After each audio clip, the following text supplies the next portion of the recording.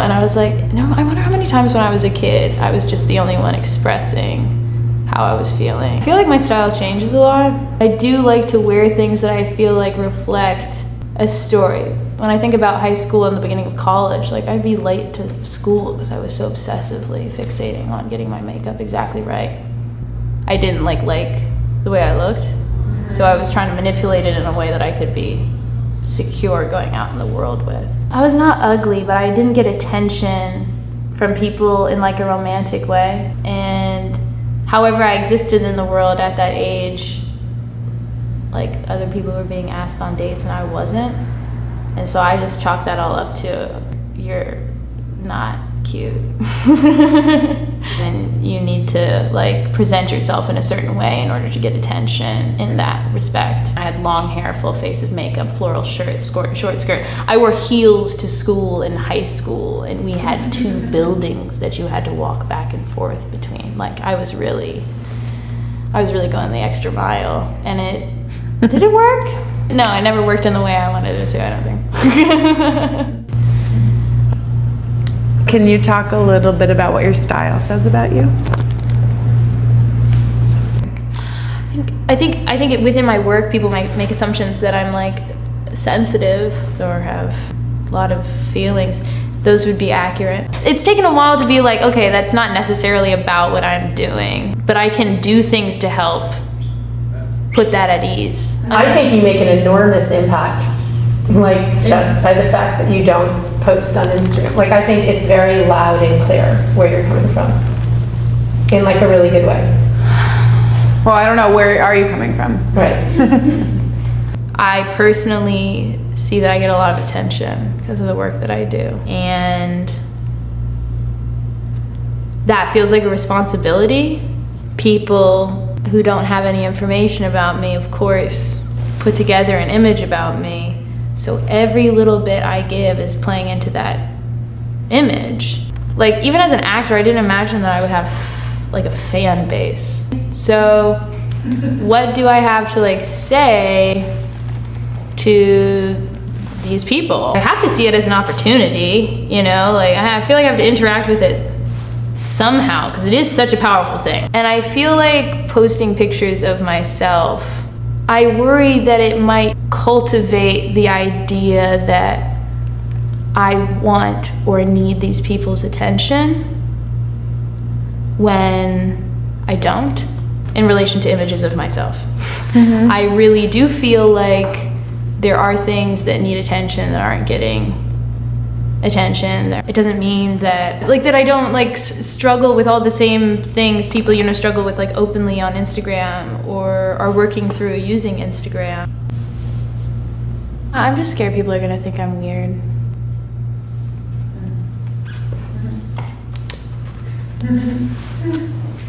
I just always wanted friends, you know, and now when you have so many people's eyes, do I expect all of these people to tolerate my differences?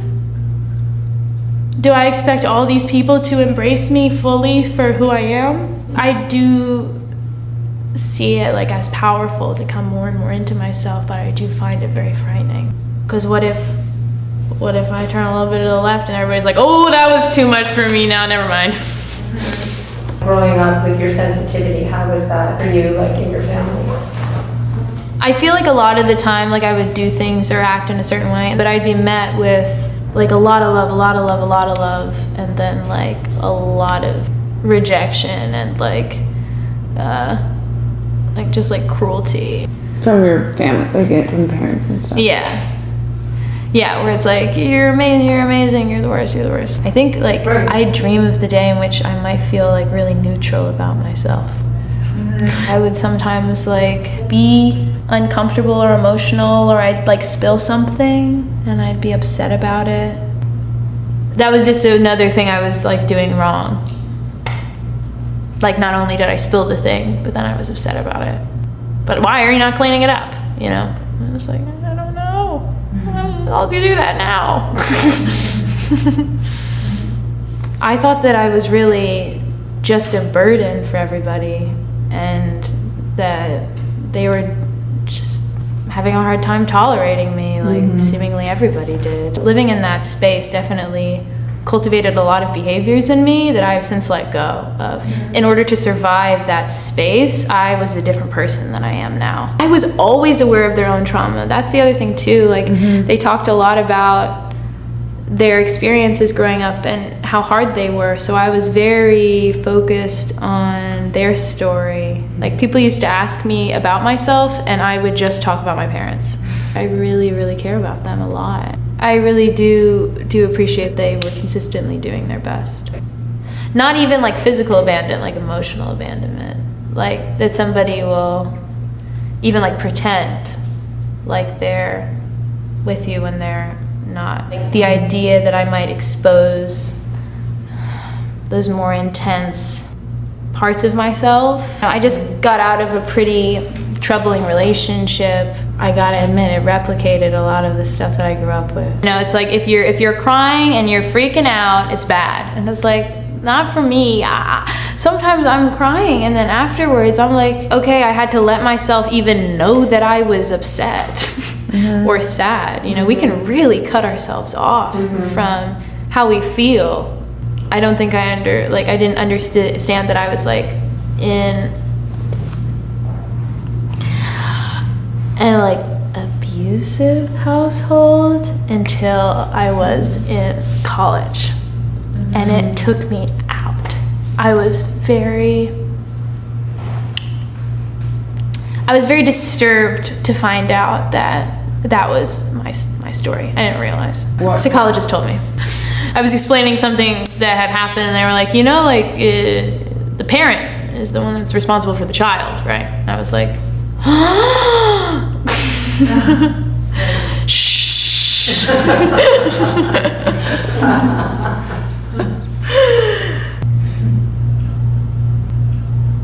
Yeah, so I found that out and then I got really upset and depressed and I was in school and I was in a really demanding acting program. To get out of bed felt like pulling my skin off. I felt so raw to the world that like leaving and showing up to class like felt like impossible. But I kept trying and you know, I didn't really want to worry about my family, so I just kind of freaked out by like, you know, fixating on some guy. I kept putting myself in the position to be disappointed and feel like shit and be angry. My friend eventually had been saying the same shit to me all the time. Like, why are you making yourself available to this person when they are not like offering, like it's not an equal relationship. And eventually she'd said this enough times that one time she said it and for some reason it just went in and it made sense. And that really like broke me out. I just remember like walking around the world after that and just like the color had seeped back into the world. And I started looking at people and like talking to them and like feeling connected. And I kept being like, oh my God, there's so much magic in the world. The things that helped me the most was that I had a really great partner for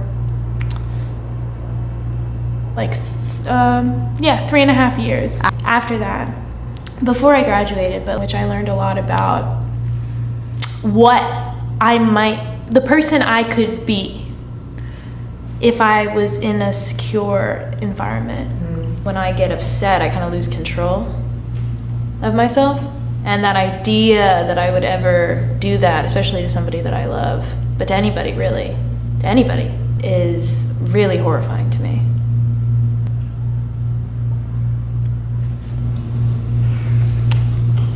When do you feel the most beautiful?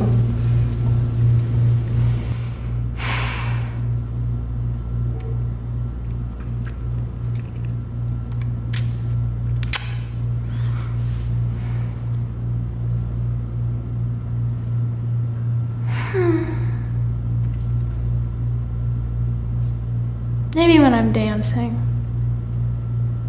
and cooking. Engaging in things that bring me pleasure. When I let myself to. When I feel like I'm engaging with even like having fun decorating myself in a way that's not oppressive to myself, but actually like a true expression or extension or just like embellishing of what I feel like is going on the inside, as opposed to minimizing myself or boxing myself or trying to appeal to anyone other than me. I'm starting to appreciate that there is some continuous thing that is beautiful, you know, that doesn't go anywhere, even in my states that might make me uncomfortable or bring up discomfort. I think about how powerful people could be if they saw themselves as beautiful and deserving.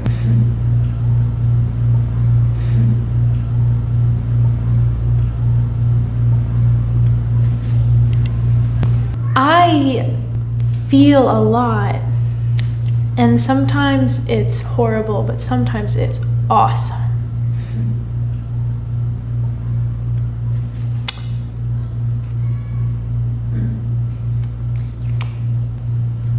And it feels good when I can accept it.